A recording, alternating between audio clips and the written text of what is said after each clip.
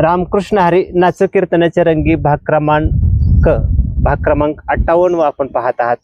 या भागासाठी आज आपल्या मानदेश भूषण सोबत आहेत सातारा जिल्ह्यातील मान तालुक्यातील शिंदी खुर्द येथील हरिभक्त परायण अंकुश जगताप आबा, एक दुकानदार ते प्रवचनकार असा हा आबांचा प्रवास झालेला आहे। खरं तर आज आपण आबांशी गप्पा मारताना महाराज या नात्यातूनच आज कसा प्रवास झाला या संदर्भात त्यांच्याकडून जाणून घेणार आहोत। रामकृष्ण हरी महाराज। रामकृष्ण। खरं तर तुम्हाला सर्वजण आबाच म्हणतात, पण आज तुमच्याशी गप्पा मारणार आहोत ते महाराज या नात्यातून। माऊली एक सांगा, तुमचं शिक्षण किती झालेलं आहे? तसं शिक्षण माझं जुनं नवीन नापास आहे मी, तसं पाहिजे तर। बरं, नवीन नापास। आणि त्याच्यानंतर मी शाळा सोडून दिली परत। बरं, काय शाळा सोडली काय वगैरे काय पुढचा विषयच घेतला नाही शाळेचा, नापास झाला। बरं, पुढे काय केलं मग? नंतर मी मुंबईला गेलो काही दिवस। बरं, हा। आता मुंबईला गेल्यानंतर काही दिवस मुंबईमध्ये 8 वर्ष नोकरी केली, किंवा म्हणजे किराणाचाच व्यवसाय केला तिथं मुंबईमध्ये पण? मुंबईमध्ये सुद्धा। बर, कारण दुकानं होते, ते दुकान किराणा मालाची दुकान असल्यामुळे एक संस्था होती, तिथे एक कामाला मी होतो। बर, हा हा। आणि कॅशियर म्हणून काम थोडे दिवस 4 वर्ष मी केलं ते दुसऱ्याच्यात? हा, ईशान्य मुंबई मध्यवर्ती ग्राहक सहकारी मंडळ, बर, हा। असं एक संस्था होती मोठी। बर, हा। तिथं मी कामाला राहिलो आणि कॅशियरचं काम काही दिवस केलं, रेशनिंग दुकान चालवलं, किराणा चालवलं। आणि काही दिवसांनी तो संप झाल्यानंतर त्याचं थोडस जरा मला बरोबर कटकलं तिथं। बर, हा। त्याच्यानंतर आपण असा विचार मी केला नंतर की आपण गावी जाऊन आपण स्वतंत्र धंदा आपला करावा, हा किराणा मला चालू करूया। बर। आणि गावी येऊन मी नंतर हे किराणा मला दुकान चालू केलं मी, चालू केलं। आणि चांगल्या प्रकारे चालू केलं। म्हणजे त्या काळात फार अवघड होतं ना ते? हा, अवघड होतं त्या काळात, आणि लोक पण गरजवंत होती त्यावेळेला, पैसा कमी होता त्यावेळेला, त्यामुळे लोक गुंतून राहायचे। म्हणजे कसं, आणि कसं होतं, प्रेम होतं त्यावेळेला एकमेकावरती, आणि प्रेमामुळे लोक थांबत होती। आता कसं झालंय, पैसा भरपूर झाला, त्यामुळे आता काय, आता कुठलाही माणूस व्यापारी कुठेही व्यापारी स्थिर राहिला नाही, कुठलाच राहिला माणूस कुठेही जाते, खरेदी करते आवाज। खरं तर अजून एक तुम्हाला प्रश्न विचारतो। त्या काळी तुम्ही किराणा माला दुकान सुरू केला, बरोबर आहे ना? ते माल कुठनं कसं येत होतं तुमच्याकडे? ते दुकानात पोच होत होतं ना ते? डायरेक्ट खरेदी करायचं म्हणजे कुठं खरेदी? दहिवडीला खरेदी करायचं आणि माल आणायचं। आता एक सांगा, आता हे झालं व्यवसायाचा भाग। आता तुम्ही किराणा माला दुकान सुरू केलं, अनुभव पाठीशी होता, काही अडचणी आल्यामुळं, पण तुळशीची माळ तुमच्या गळ्यात आहे, ती तुळशीची माळ गळ्यात घालायचा प्रसंग कसा आला? कसं आहे ते, मला एक आवड परमार्थाची पहिल्यापासून, बरं का? बर। आणि परमार्थाची आवड असल्यामुळे मी बाहेरचे भजने लोक बोलवायचो। बर, हा। आणि आपल्या घरी भजन करायचो। बर, हा। नामस्मरण भजन। आता हे भजन करीत असताना मलाही थोडीशी आवड त्याच्यातून निर्माण झाली, भजन आपणही भजन करावं। बर, हा।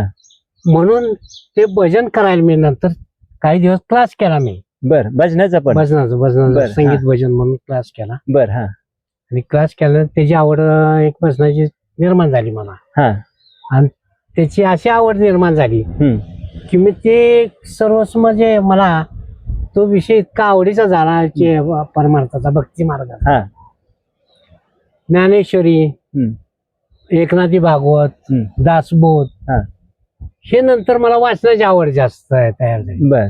ज्ञान त्यातून घेणं, किंवा म्हणजे आता तसं पाहिलं तर गीता किंवा ज्ञानेश्वरी म्हणलं तर म्हणजे त्यात ज्ञान हेच भरपूर भरलेलं आहे। बरोबर आहे, ज्ञानाचाच भाग आहे तो। बरोबर आहे। ज्ञानेश्वरी म्हणजे ज्याच्यामध्ये ईश्वराचं ज्ञान भरलेलं आहे, अशी ती ज्ञानेश्वरी। आणि तिचा मी अभ्यास केला भरपूर, आणि त्याच्यातून मला प्रवचन करण्याची एक इच्छा झाली। बर, थोडस आपलं ज्ञान प्राप्त झाले, थोडस समाजाला त्याच्यातून प्रबोधन आपण करावं, काहीतरी करावं, आणि काहीतरी आपलं ज्ञान थोडस दान करावं, हा विषय मी ठेवला। माळ किती साली घातली? किती वयाच्या किती वर्षी माळ मी घातली? बघा, मी अनुग्रहित आहे गोंदवलेकर महाराज, ब्रह्मचैतन्य गोंदवलेकर महाराज यांचा। बर, हा हा।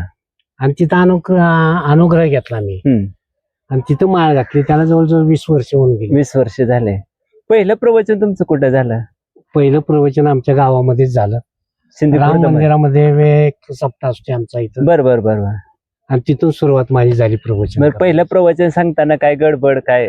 कारण आपलीच लोक आहे ते काय नाही, काय गडबडीचं काय विषय नाही. अभ्यास काय ते म्हणजे थोडं ताण येतोच की बाबा आज पहिल्यांदाच आपलं शुभारंभ होतोय. नाही नाही, काय तसं तानाचं- झालं का काय? तसं काय वाटलं नाही बरं का.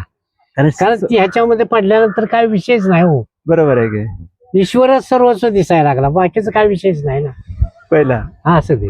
आणि शिवाय गोंदवलेकर महाराजांचा अनुग्रह हा अनुग्रहित मी आज थोडं हे झालं, ताण आला नाही म्हणा. ताण कुठलाच नाही. आणि त्यात आम्हाला अशोक बुवा गोंदवलेकर, हा खालच्या गोंदवलेचे, परवाशीच आपण त्यांची हा. याच भागासाठी मुलाखत हा. घेतलेली आहे. तर त्यांचं जरा आम्हाला- अशोक पोळ महाराजांची. हा अशोक बुवा महाराज जे आमचे गुरुच म्हणायचे. बर. आणि त्यांच्यामुळे मला तीर्थ वगैरे भरपूर झाली हो. कुठल्या तीर्थ महाराष्ट्रामध्ये सर्व तीर्थ जे आहेत ते बघून झाले? ते नाशिक, त्र्यंबकेश्वर, हम्म. शनी शिंगणापूर म्हणा, भीमाशंकर म्हणा, बर.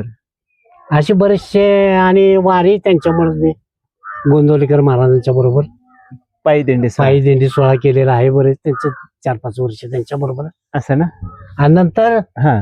असं वाटलं की आता हे करतोयच आपण, हम्म. पण एक असं करायचं की आळंदी ते पंढरपूर बर हा एक सोहळा करायचाच आपण बर. तिकडून. मग आता ते केलाय का करायचंय तो आज? केला 4-5 वर्ष केला मी. बर. हा.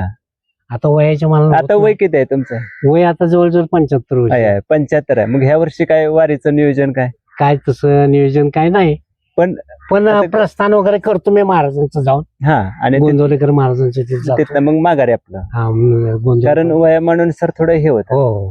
आता आबा एक मला सांगा, तुमच्या म्हणजे नजरेतनं हम्म. पारायण अवघड का कीर्तन, कसं तुम्हाला काय वाटतं? आता तुम्ही कीर्तन ऐकलेलं आहे, पारायण आहे, स्वतः तुम्ही आता पारायण म्हणजे प्रवचन करताय.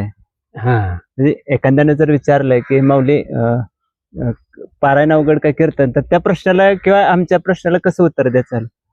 एक असं आहे, हम्म.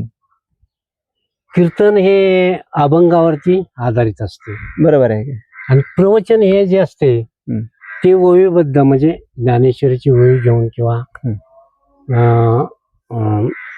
श्लोक हा. घेऊन ह्याच्यावरती केलं जातं. केलं जातं. आता कसं आहे, कीर्तनाचं कसं पडतं, जरी कुठं जरी फरफटलं जरी असलं, बाहेर बाजूला जरी केला हा. अभंग सोडून, हा. अभंगाच्या तर बाहेर शेवटी फाटीवर जागेवरती येणं येणं. हे महत्वाचं. बरोबर आहे का? त्याच्यात ते होतं, ते हा, ते म्हणजे होतं. त्याच्यात त्याचं घडतं तिथं. कळतं. पण प्रवचनामध्ये कसं आहे, हम्म. एक असं की त्याला बाजूला जाऊन चालत नाही. बरोबर आहे का? फाटी सोडून चालत नाही. फाटी सोडून चालत नाही, फाटी धरूनच चालावं लागतं प्रवचनला.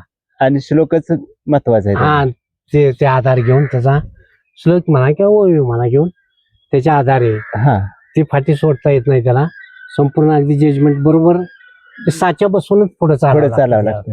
असं म्हणजे आहे. त्याच्यासाठी म्हणजे मी प्रश्न नेहमी तुम्हाला ते विचारणार आहे की अभ्यासच लागतो त्याला. अभ्यास करावा आणि लागतो. 1 तास बोलायचं म्हटल्यानंतर अभ्यास होईन आपल्याला पुढे जाता येत नाही. आता दुकान व्यवसाय तुम्ही आहे किराणा मालाचा, आणि म्हणजे इकडे आहे, कधी प्रवचन आलं किंवा जावं लागलं तर तुम्ही अभ्यास कसा वेळ काढता? मग ते समजा काही वेळेला प्रवचन सांगावं लागतं ना, हो. तर अशा वेळेला तुम्हाला अभ्यासानंच पुढे जावं लागणार आहे. हो. मग कसे वेळ काढता तुम्ही अभ्यास करण्यासाठी? ते अभ्यास काय ज्ञानेश्वरीचं वाचन करतो, म्हणजे सकाळ त्याच्यातून दुपार. ओवी घेतो, हा. आणि ओवी घेऊन त्याच्यातून मग अभ्यास करायचा. समजा आपला कार्यक्रम उद्याचा आहे, तारीख उद्या आहे बाबा प्रवचनाची, तर आज त्या संपूर्ण नोटीचे अभ्यास करून सर्व अभ्यासाचा भाग त्यातला किंवा उदाहरणं काय द्यायचं, काय करायचं, सर्व विचार करून नंतर मग ते पुढं दुसऱ्या त्या दिवशी ते मांडायचं. म्हणजे मगाशी तुम्ही अधोरेखित केलं की काय झालं तरी प्रवचन हे अवघडच आहे. अवघड आहे. आणि साच्या सोडून चालत नाही, साच्या सोडून चालत नाही. काही म्हणजे आता कीर्तन करत चालतं. हा. आता ह्याच्यात तरी उदाहरणे दिली जातात प्रवचन मध्ये सुद्धा, बर, पण संदर्भ धरूनच. हा, संदर्भ, त्या ओवीला संदर्भ धरूनच पुढे चालाय. बरोबर आहे. धन्यवाद आबा.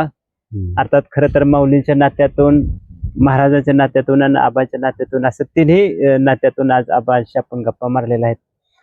खरं तर पहिलेच एक दुर्मिळ उदाहरण आबांच्या रूपाने पाहावयास मिळालंय की किराणा मला दुकानात काम करायचं आणि प्रवचन असा हा त्यांचा प्रवास झालेला आहे.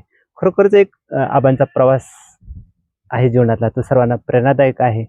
आबा मानदेश भूषणशी बोललेले आहेत. आबांना मनपूर्वक धन्यवाद. रामकृष्ण. रामकृष्ण हरी, रामकृष्ण.